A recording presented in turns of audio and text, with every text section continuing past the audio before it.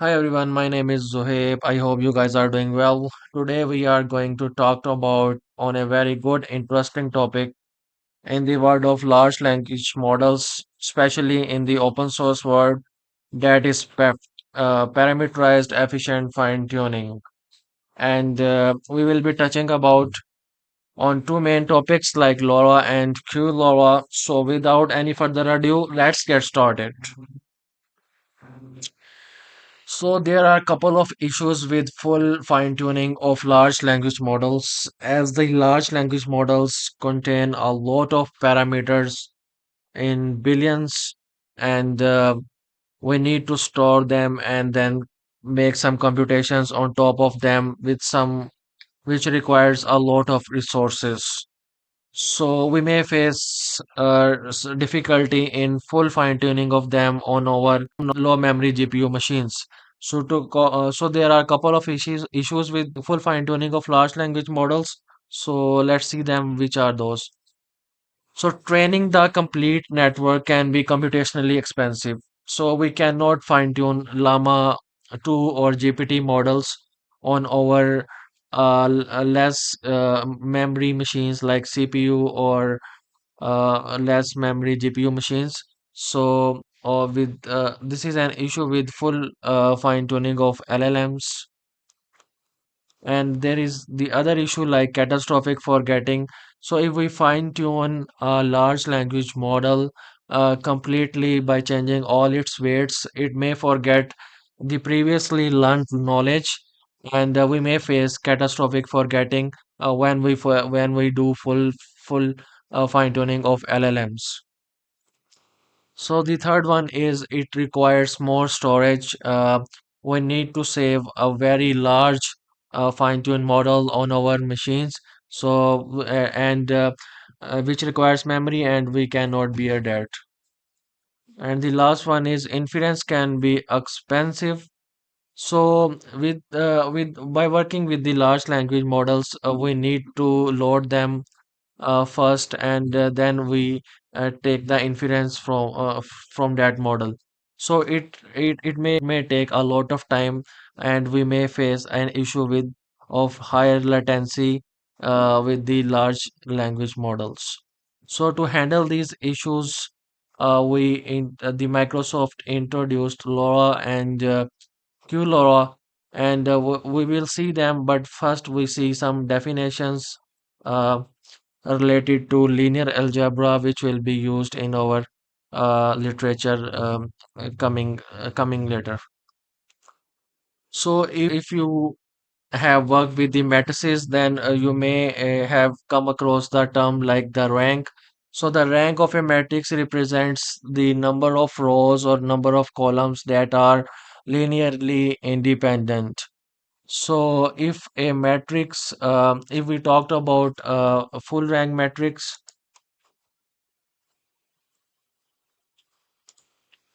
So if we have a matrix like of the order of D and K, D number of rows and K is the number of columns.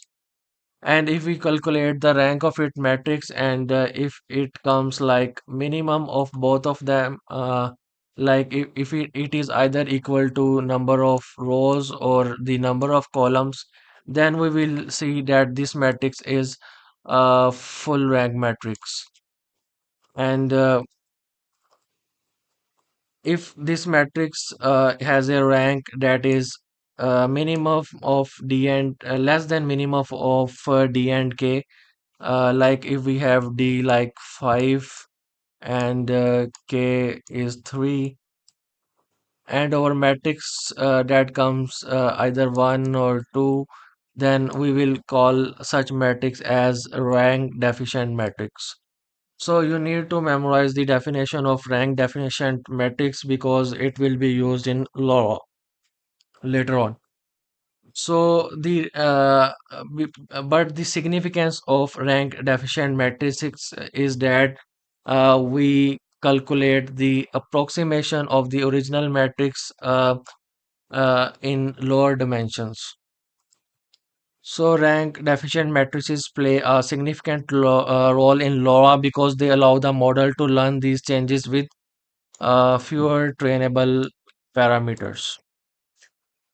So yeah, so let's see the normal working of a neural network. Then we will see what is the role that LoRa plays. So in normal neural network working, there are a couple of hidden layers and the input layer and the output layer, and we see a lot of connections between the neurons of different layers. So the definition of these connections is saved in terms of parameters in the form of the matrices, and we calculate we do the computation with such matrices. So in a normal neural network working, the input comes, it passes through the hidden layers, and then we get uh, a, a final output which is known as a Y predicted. After getting this output, this is compared with some true outputs like the targeted output, and the loss is computed. And after the loss computation, we calculate the loss gradients of the loss, and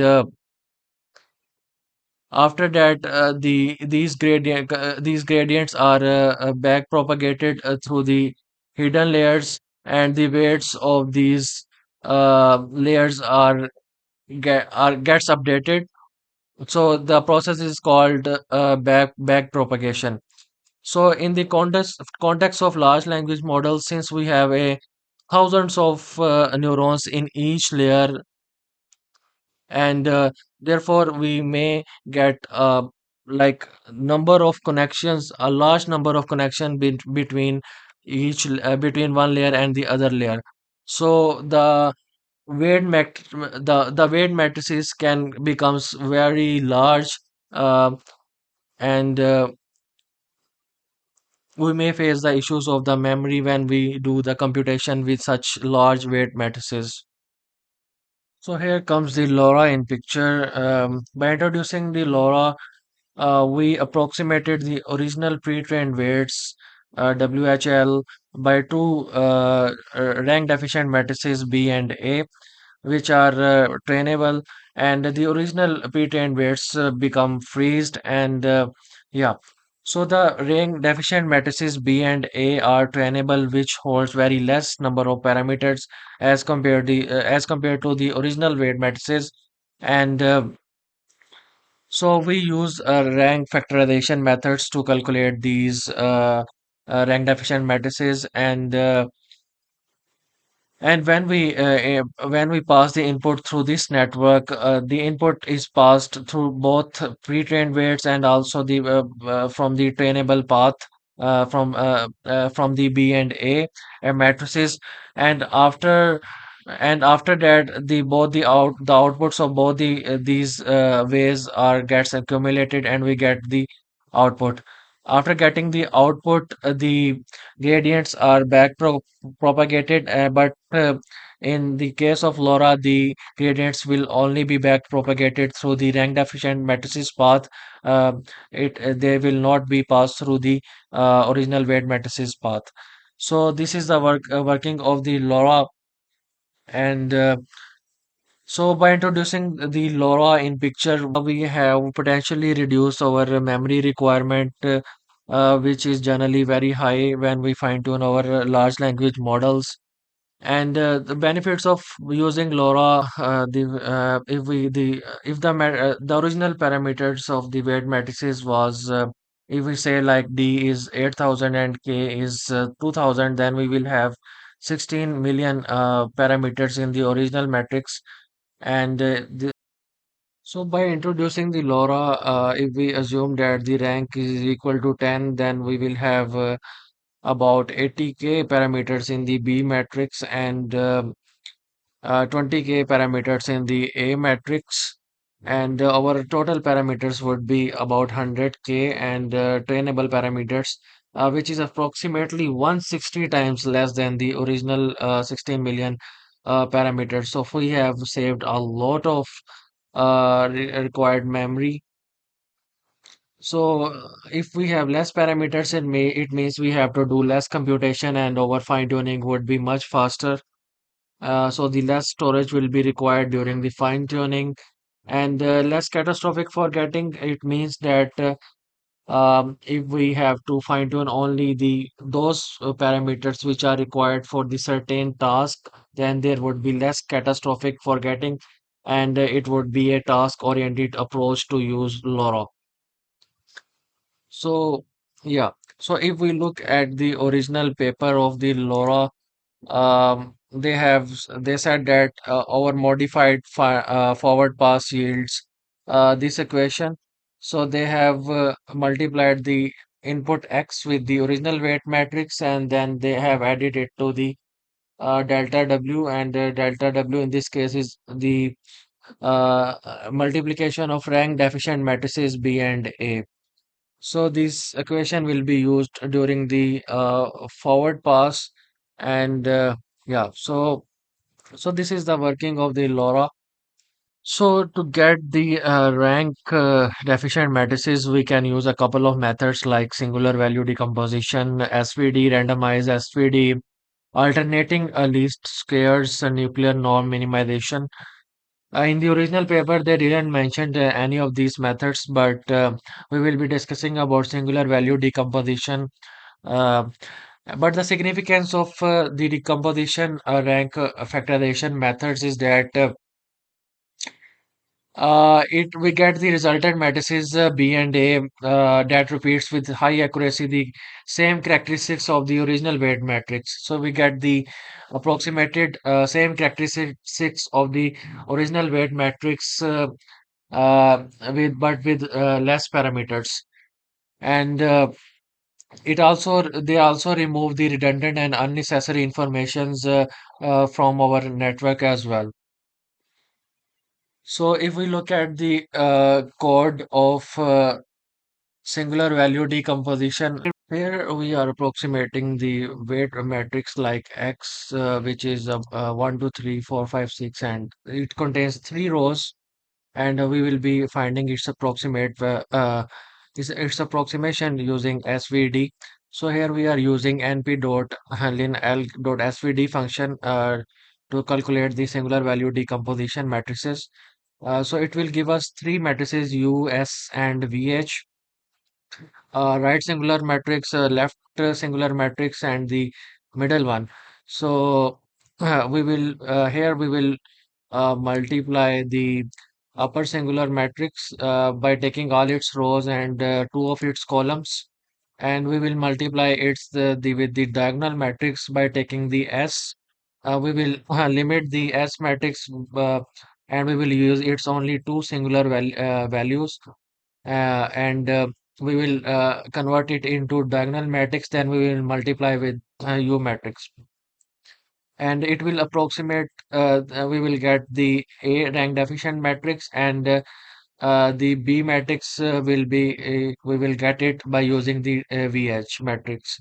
So yeah, so after finding these two matrices A and B, we will multiply them, and we will get the X approximated matrix.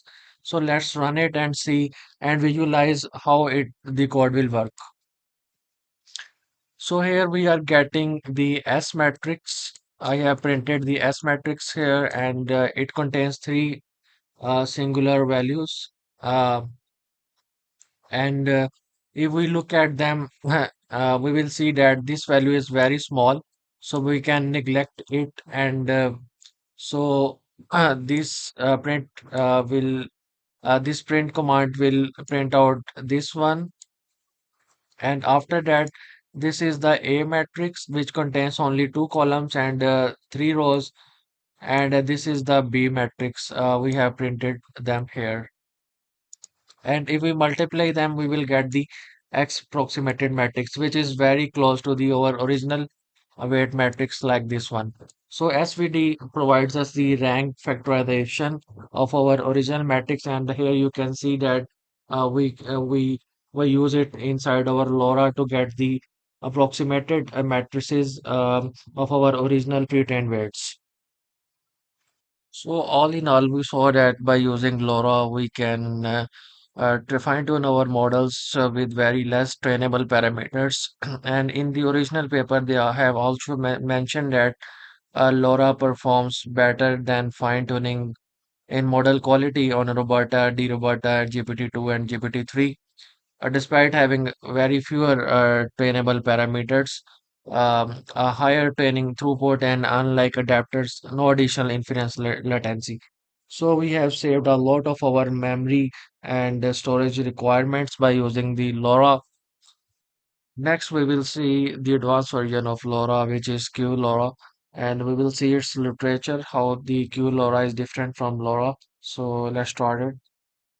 So in LoRa, we limitize the number of trainable parameters. So eventually, we have successfully reduced the overhead memory overhead. But in QLoRa, we go one step further and try to save more memory by quantizing the pre-trained model weights. So in general, in LoRa, we present every weight with 32 number of bits float point.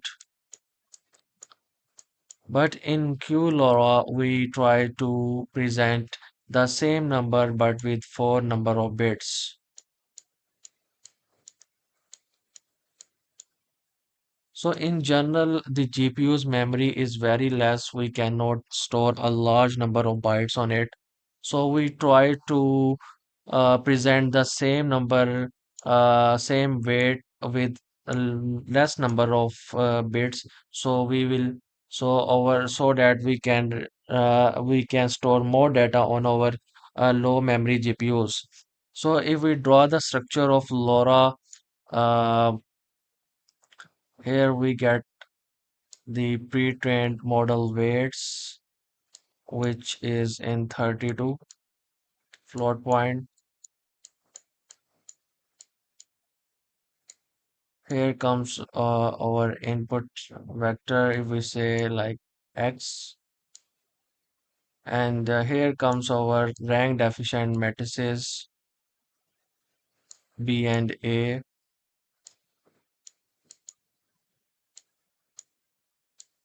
So the input goes through the pre-trained model weights and from rank deficient matrices. Then here comes the addition of both of the output from the both phase, and then our output comes.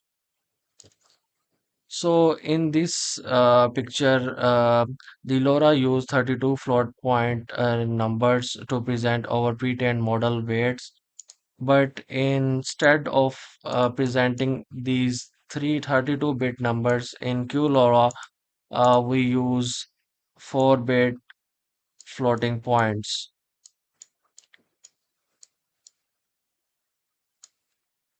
So if we present the same number with four number of bits, we reduce a lot of memory overhead, and this process is also called quantization. In this paper, we will see the main characteristics of it. So it says like QLoRa introduces a number of innovations to save memory while without sacrificing performance. That is indeed very good.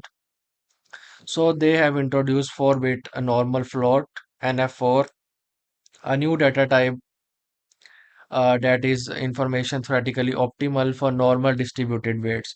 We will see later what it is and how we can use it. So the second one is double quantization. So if we do the quantization one time, this will be called simple quantization. If we will do it further once again, then it is simply called as double quantization.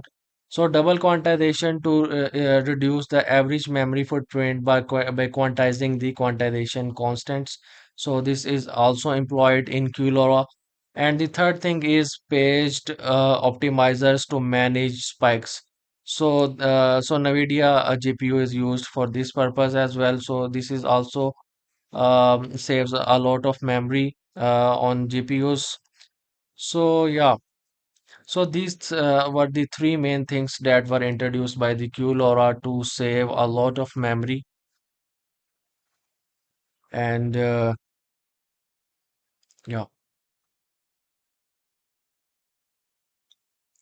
So here we can see that this is the normal full fine tuning, which does not involve any kind of adapters. And this is the process has been described in transformers like 16-bit. So this is a normal fine tuning in which 16-bit notation is used to represent our weights. Similarly, in QLoRa, we represent the weights with same number of bits. But in QLoRa, we use 4-bit transformer. Yeah. So what happens in QLoRa is that everything is presented with 16 number of bits. Like here comes our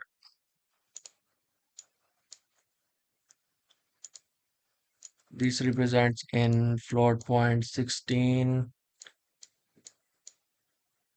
This is presented in float point 16. The gradients computation happens in float point 16. But initially, the weights that we used to store in 32 bits in LoRa, these will be converted into 4-bit normal float presentation. But when we will pass through the input, we will convert those 4-bit normal float back into the float point 16 numbers, and we will multiply, we will use our normal operations with our input, and once the output is computed, those weights will be converted again to 4 bit normal float point notation. Yeah, so that we do not consume a lot of memory on the GPUs. So this is the working of QLoRa. Everything is presented with float point 16, and insert and accept the model pre-trained model weights. So they have described like they use blockwise k-bit quantization. We will see what it is.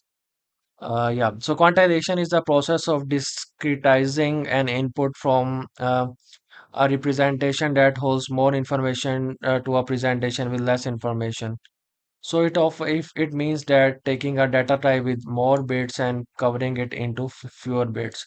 So for example, if we take a 32-bit float and we convert it to 8-bit integers, so we save a lot of memory. So how it is converted, we see like that. We will see it in a moment.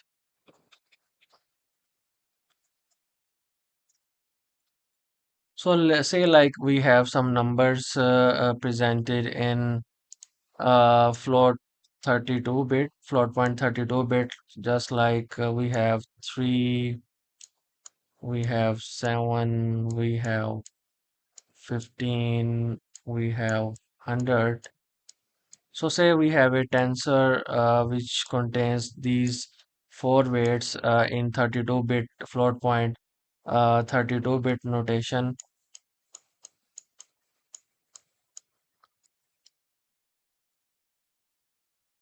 and we want to convert it into int 8 notation. Then the paper says that we can convert this every float point 32-bit number by using this formula, in which we first uh, ta- uh, take the higher limit of 8 bits like 127, and then we calculate the apps max value of this tensor.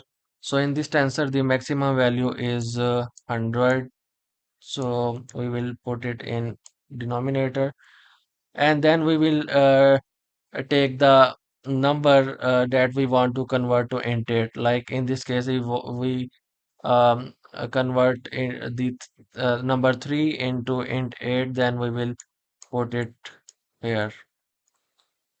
So this is represented as quantization constant, and every window, like if we take a window of 4, in this case this is a tensor, and we take the window 4, then every block will have its own quantization constant.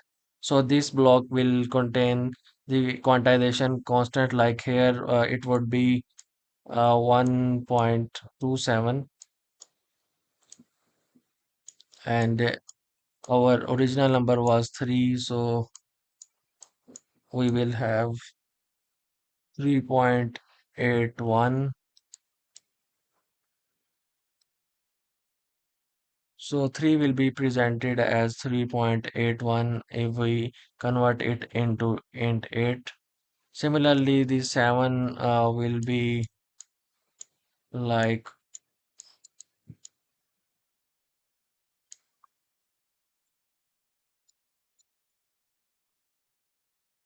8.89. Similarly, the 15 will be just like 15 multiplied by 1.27.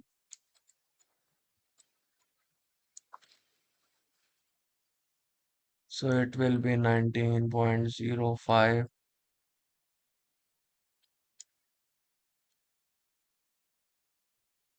and 100 would be like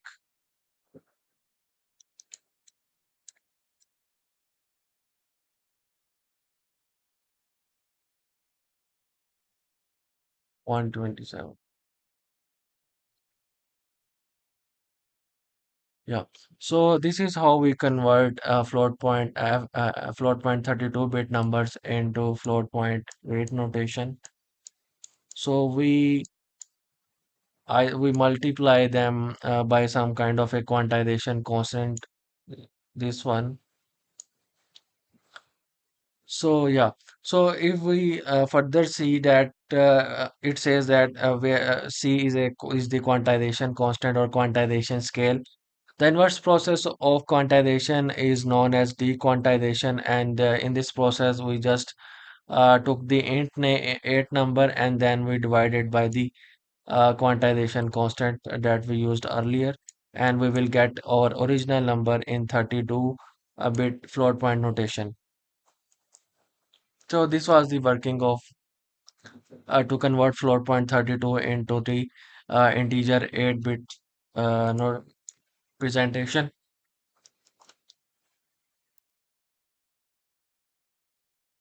But there is a problem with this approach. It says like if a large magnitude value or an outlier occurs in the input tensor, then the quantization bins, certain bit combinations are not utilized well with few or no numbers quantized in some bins. Uh, yeah, so we will see what this means.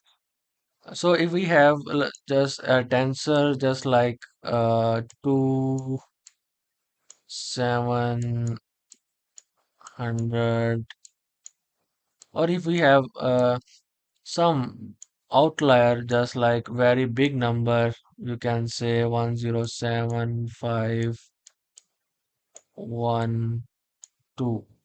Suppose we have this very big number in our input tensor as a weight, then it will create a problem for us when we will convert it into int 8 presentation. So in this case, how we will do it? So we will have apps max value equal to the largest number of in this tensor 107512, and upper will come 127.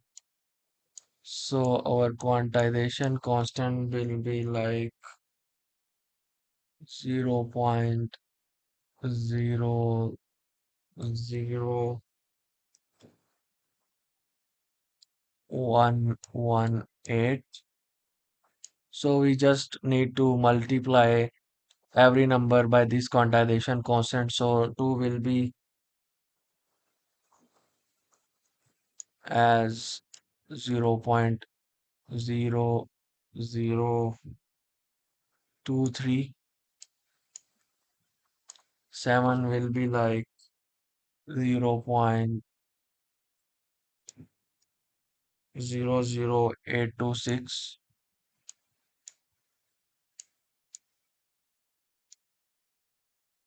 100 will be like just 0.118. So look at these. This is integer notation. So we have to i- approximate it to as a zero. So this 72 will be presented as zero. This will also be presented as zero. This will also be presented as zero. So you can see that by introducing an outlier in your input tensor, the presentation of other numbers in lower bits becomes equal, or so it introduces some kind of a noise in our input weights. So that's why this conversion from 32 float point bit into int 8 is not will be not useful. So if we convert this 107512 into 8-bit notation, then it will be 126.86, and the round off would be 126. So the round off operation is also being utilized in the formula as well.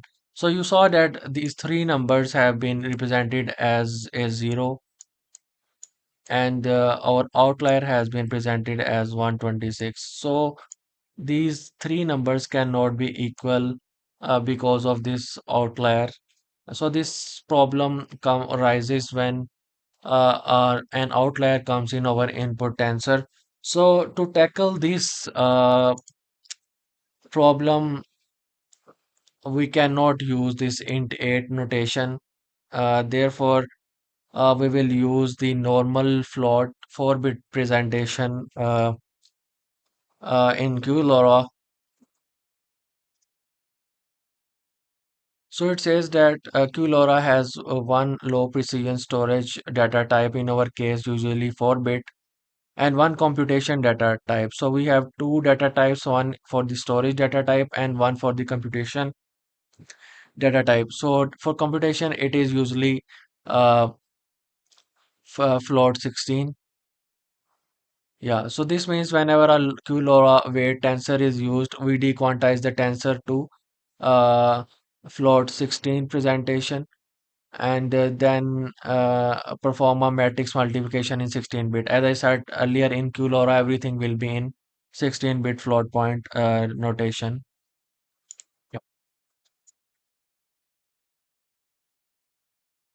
So in 4-bit normal float quantization builds on quantile quantization. So in this quantization process, we use quantile quantization type, and so they also suppose in the paper like the weights in our pre-trained model matrix, the weights have a zero-centered normal distribution with standard deviation sigma.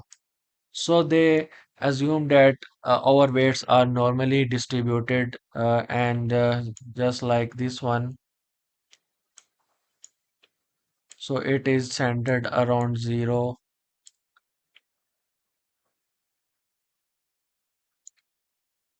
And here comes the sigma standard deviation. And they say that we can transform all weights to a single fixed distribution by scaling sigma such that the distribution fits exactly into the range of our data type. So for our data type, we set the arbitrary range -1 to 1. So for normal float quantization, uh, they use 4 bits to present every number, but they set the range, arbitrary range between -1 and 1. So every number will be in the range from -1 to 1, and we will have total 16 bins: 1, 2, 3, 4, 5, 6, 7, 8, 9, 10, 11, 12, 13, 14, 15, 16. So around here, 0 will be placed. So this will be a quantile quantization, and the range will be between -1 and 1.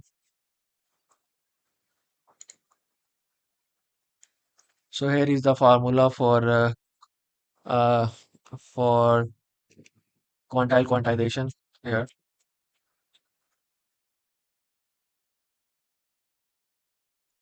So it says like the exact values of this data type can be found in Appendix E. So here you can see the exact values NF4 data type are as follows. You can see the range from -1 to 1, and yeah. So these are not equally distributed because they use the quantile quantization for it, and you can see that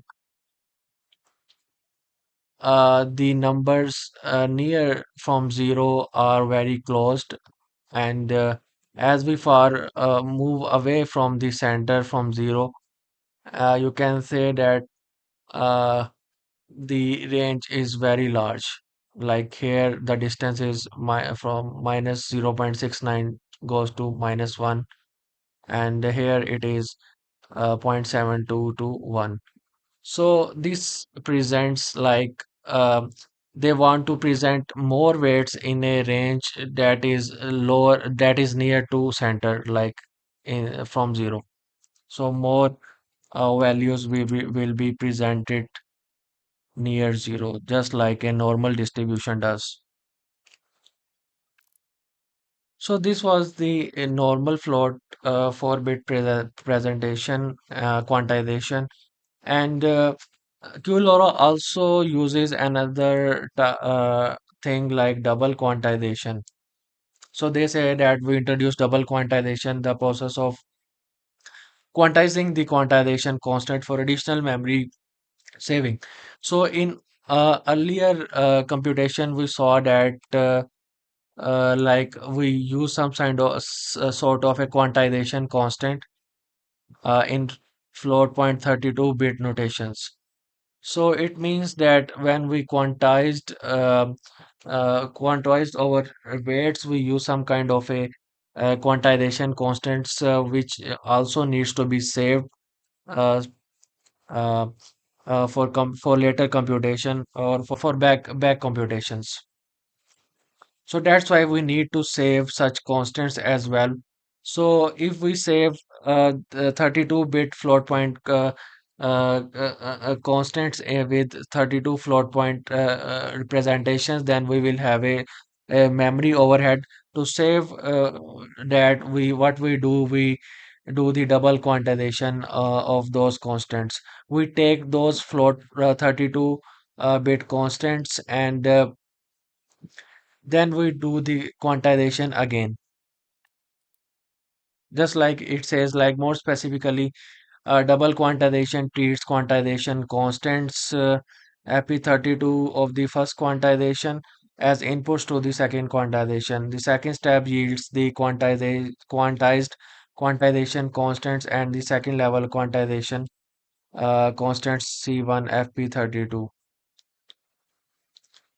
So they say that we use 8-bit floats with a block size of 256 for the second quantization, as no performance degradation is observed for 8-bit quantization. So what we do is every we make a block. If we say that this is a matrix that stores quantization constants like C1, C2, C3, large number of metrics for holding the quantization constants. And if we divide this matrix into a block size of 64, so if we have a large a matrix, just like it says like 2000 by 2000, and then we take a block size like of 64, just like 64, a lower block size. If we take this block size of 64, and Then what we will do, quantization constants at 32 over 64 equal to zero point 0.5 bits per parameter. So zero point 0.5 bits will be taken for presenting each parameter of this block.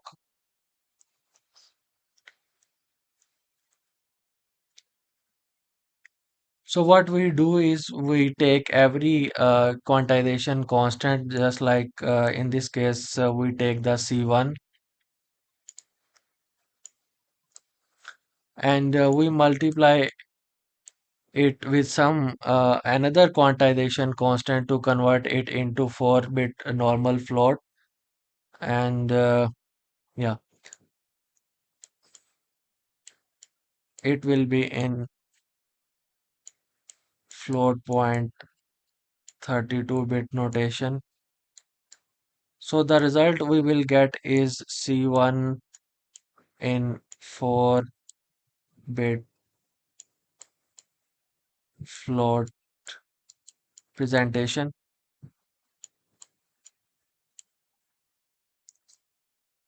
And to store these, to further quantize these constants, just in this case, it is in 32-bit float point. We also need to convert this in lower quantized weight, quantized constants. So we will convert it again into lower bit presentation, and they say that we use 8 bits we use 8-bit floats with a block size of 25 256 for the second quantization, as no performance degradation is observed for 8-bit quantization. So they convert this float 32 point into 8-bit float presentation. So you saw that in double quantization we save a lot of memory head by quantizing the quantization constants again and again 2 times. Yeah. So the third thing is paged out optimizers use the NVIDIA Unified Memory feature, which does automatic page-to-page transfers between the CPU and GPU for error-free GPU processing in the scenario where the GPU occasionally runs out of memory. So to avoid CUDA issues or run out of memory issues, we also utilize the NVIDIA Unified Memory for paged optimizers in QLoRA. So here they have also talked about how double dequantization is done and dequantization is done to get the original numbers that have been quantized. So here is the summary, like we use normal float for original weight matrix and a float point 0.8 bit for C2.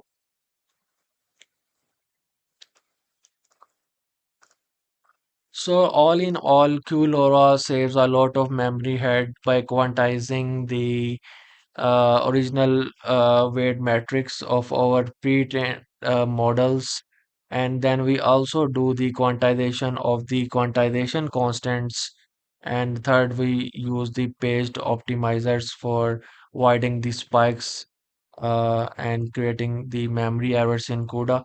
So we saved a lot of memory overhead by using QLoRa.